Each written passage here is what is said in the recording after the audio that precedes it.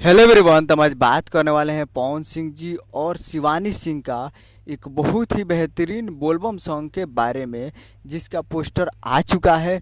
और इस गाने को लिखे हैं आशुतोष तिवारी जी और इसमें म्यूजिक दिए हैं प्रियांशु सिंह जी।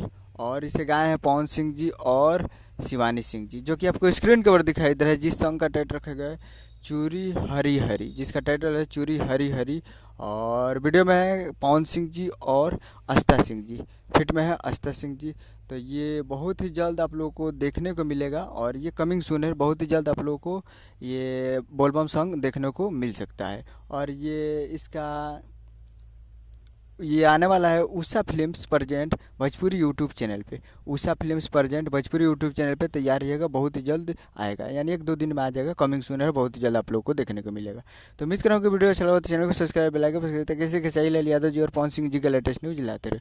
और वीडियो अच्छा लगा तो वीडियो को एक लाइक कीजिए। मिलता है अगले वीडियो में, तब तक ले जाए जय भोजपुरी।